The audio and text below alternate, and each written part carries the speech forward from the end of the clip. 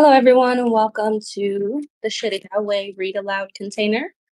This call takes place usually every Wednesday at 2:30 p.m. Louisiana time, and we have officially started a new section of the text. And the section that we're in is called "The Mysticism of Sound," and we're reading chapter 2 today. And to join the discussions of these chapters, I would like to welcome you all to join the book club discussion containers, which take place usually where they were taking place for every Saturday for a while, but I just changed the time to reflect that book club discussion will be taking place every Sunday at 8:30 p.m. Louisiana time. And I know that's kind of late, but it works for me now. So hopefully I'll see you guys who are listening asynchronously, and those of you all who are here live, hopefully I'll be able to see y'all um, this upcoming Sunday. So chapter 2 is titled Vibrations, and I'll start reading, and if anyone wants to pick up after me, you're more than welcome to.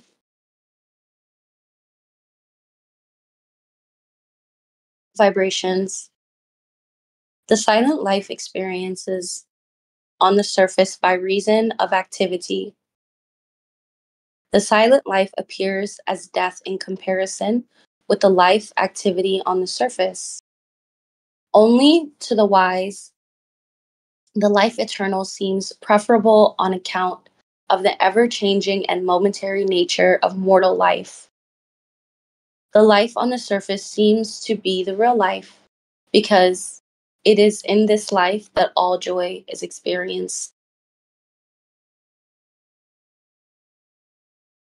In the silent life, there is no joy, but only peace. The soul's original being is peace, and its nature is joy, both of which work against each other. This is the hidden cause of all life's tragedy. The soul originally is without any experience. It experiences all when it opens its eyes to the exterior plane and keeps them open, enjoying the life on the surface until satisfied. The soul then begins to close its eyes to the exterior plane and constantly seeks peace, the original state of its being. The inward and essential part of each and every being is composed of five fine vibrations, and the external part is formed of gross ones.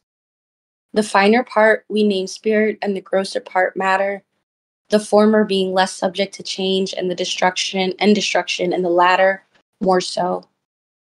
All that lives is spirit, and all that dies is matter, and all that dies in spirit is matter, and all that lives in matter is spirit. All that is visible and perceptible appears to be living, although subject to death and decay, and becoming every moment resolved into its finer elements. But the sight of man is so deluded, or people, the sight of people is so deluded by their awareness of the seeming world, that the spirit that really lives is covered under the garb of matter, and its true being is hidden.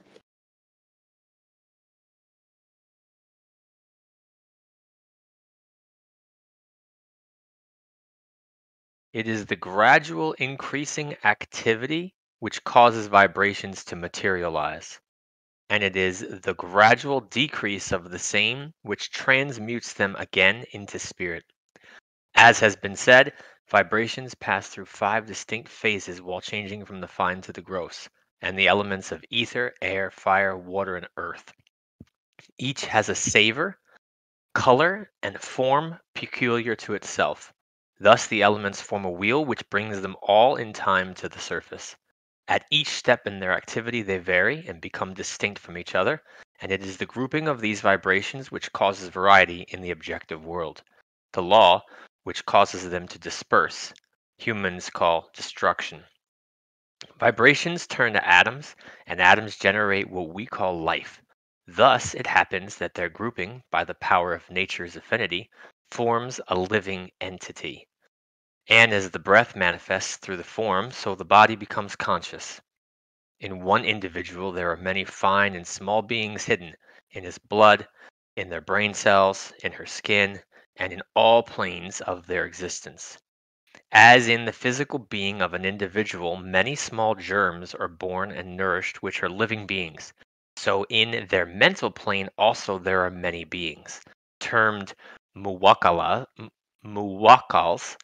elementals. These are still finer entities born of humans' own thoughts. And as the germs live in their physical body, so the elementals dwell in their mental sphere. Humans often imagine that thoughts are without life. They do not see that they are more alive than the physical germs and that they have a birth, childhood, youth, age, and death. They work for man's advantage or disadvantage according to their nature. The Sufi creates, fashions, and controls them. They drill them and rule them throughout their life. They form the army and carry out their desires. As the germs constitute man's physical being and the elementals his mental life, so do the angels constitute his spiritual existence. These are termed farishtas.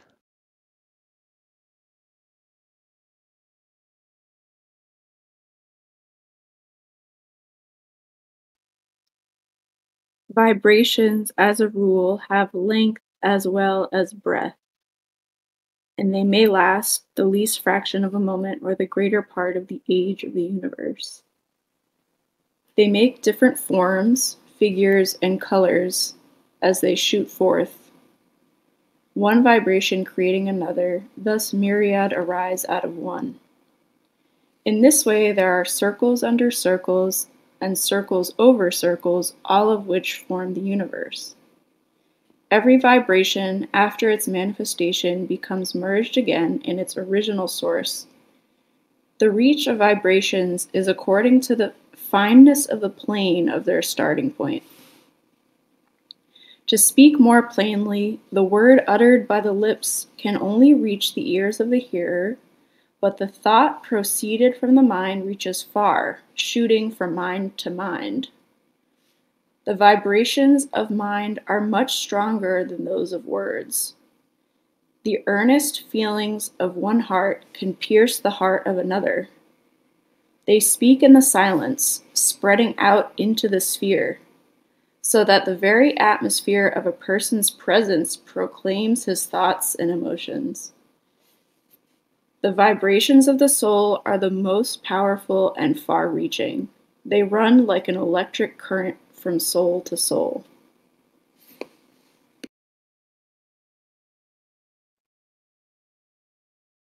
All things and beings in the universe are connected with each other, visibly or invisibly, and through vibrations, a communication is established between them on all planes of existence.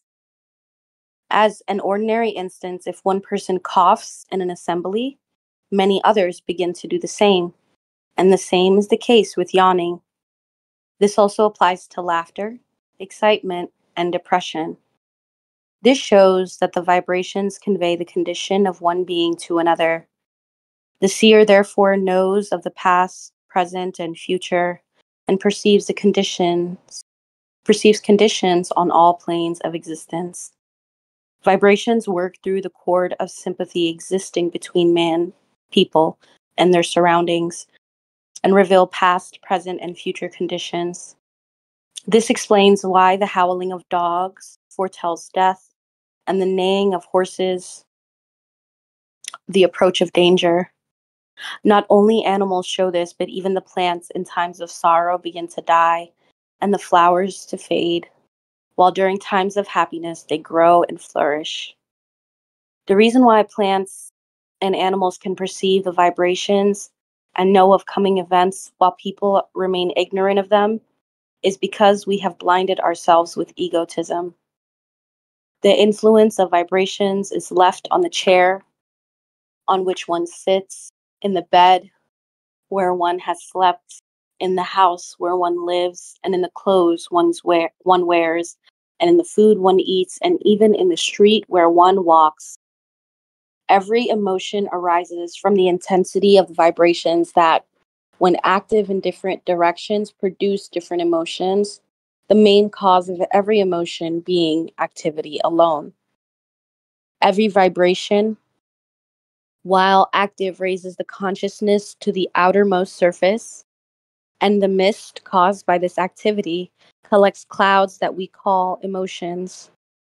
The clouds of emotion obscure the clear sight of the soul. Therefore, passion is called blind.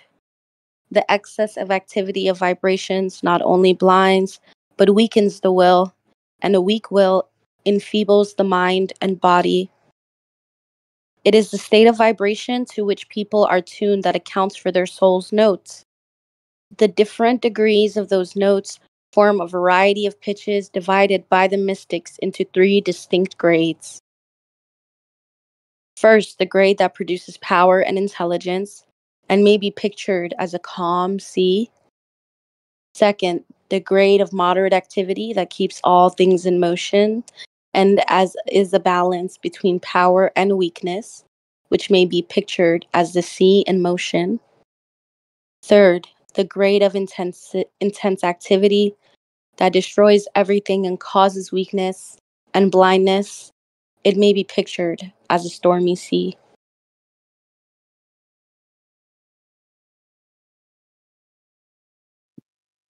In the activity of all things and beings, the pitch is recognized by the seer, as a musician knows the key in which any particular music is written.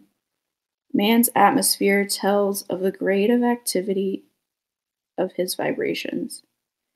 If vibratory activity is properly controlled, people may experience all life's joy and at the same time not be enslaved by it. It is most difficult to control activity when it is once started and on the increase, for it is like trying to control a runaway horse. But yet in the control abides the whole of what is called mastership. The saints and sages spread their peace not only in the place where they sit, but even in the neighborhood where they dwell.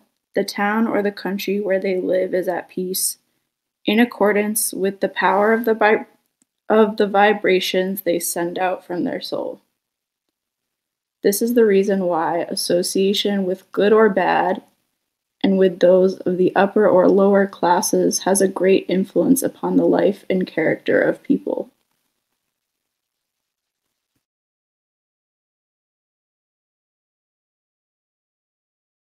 The vibrations of thought and feeling create, procure, and prepare of themselves all the necessary means for their manifestation on the surface. For example, a person may desire to eat fish, and instead of ordering it, they might think strongly of it. Their thought vibrations, thus speaking to the mental ears of the cook, transmit that desire, and perhaps their strong feeling would even attract a fishmonger to the house. In this way, the thoughts of sages work out their destiny according to the strength, power, and purity of their minds. A certain degree of thought power is needed to bring about a certain result, as so much dynamite is required to blast a single rock, and an infinitely greater quantity is necessary to make a tunnel through a mountain. The length of time that the thought is held has also as much to do with its accomplishment, for the thought vibrations have to be achieved for a certain time to bring about a certain result. A certain length of time is required for the baking of a cake. If it is hurried, the cake will be uncooked. With too great a heat, it will burn. If the operator of the mental vibrations lacks patience, then the power of thought will be wasted, even if it were halfway to its destiny or still nearer to a successful issue. If too great a power of thought is given to the accomplishment of a certain thing, it destroys while preparing it. In order to reflect thought and feeling on another, people should observe the same rule as in voice and word. The louder a person speaks in an assembly, the more attention they attract, and all those present perforce give them a hearing. In the same way, if a Sufi sends forth vibrations of their thoughts and feelings, they naturally strike with great strength and power on any mind on which they happen to fall. As sweetness of voice has a winning power, so it is with tenderness of thought and feeling. Thought vibrations to which the spoken word is added are double in strength, and with a physical effect, this strength is trebled.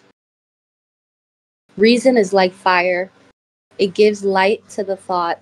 The thought, overheated, loses its power as heat awakens or weakens the physical body, as heat weakens the physical body. Reason gives birth to doubt, which destroys the thought power before it is able to fulfill its destiny. The strength of thought power consists in confidence or faith. Reason confuses and doubt scatters the waves of thought vibrations that disperse and go off in different directions from lack of the strength that binds.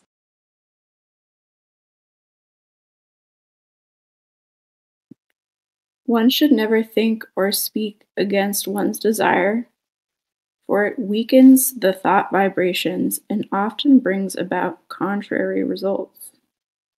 A variety of thoughts springing up at the same time naturally enfeebles the power of mind, for none of them has a chance to mature, just as twins are often imperfect and triplets seldom live.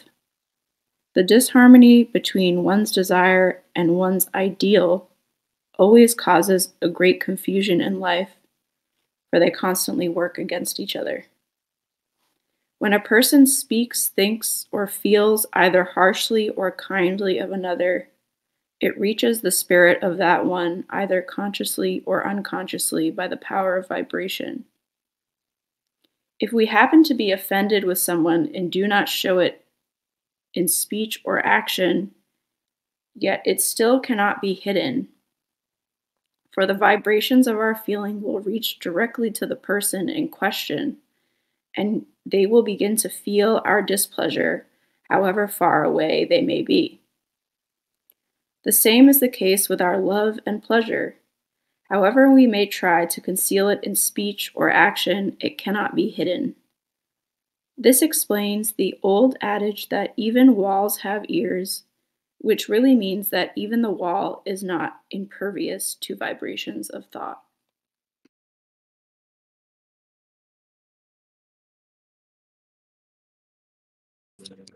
Sufis give special attention to the good and bad wishes of people. They strive continually to attract the good wishes of others, whether worthy or unworthy, by every means in their power.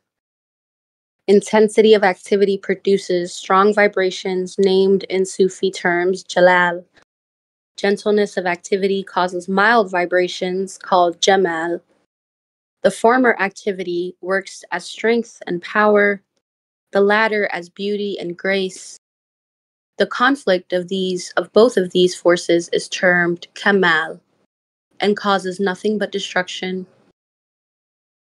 The standard of right and wrong, the conception of good and evil, and the idea of sin and virtue are understood differently by people of different races, nations, and religions. Therefore, it is difficult to discern the law governing these opposites. It becomes clear, however, by understanding the law of vibrations. All things and beings on the surface of existence seem separate from one another, but in every plane, beneath the surface, they approach nearer to each other, and in the innermost plane, they all become one. Every disturbance, therefore, caused to the peace of the smallest part of existence on the surface inwardly affects the whole. Thus, any thought, speech, or action that disturbs peace is wrong, evil, and a sin. If it brings about peace, it is right, good, and a virtue. Life being done like a dome, its nature is also dome-like. Disturbances of the slightest part of life disturbs the whole, and returns as a curse upon the person who caused it. Any peace produced on the surface comforts the whole, and thence returns as peace to the producer. This is the philosophy of the reward of good deeds and the punishment of bad deeds given by the higher powers. Well, thank y'all so much for tuning in to this Read Aloud, Chapter 2, and the section titled The Mysticism of Sound. We will be again discussing this chapter. I feel like I'm screaming because they're mowing the lawn outside my window. But the discussion will take place on Sunday at 8:30 p.m. Louisiana time. So I hope to see you guys there. Peace, and thanks for listening.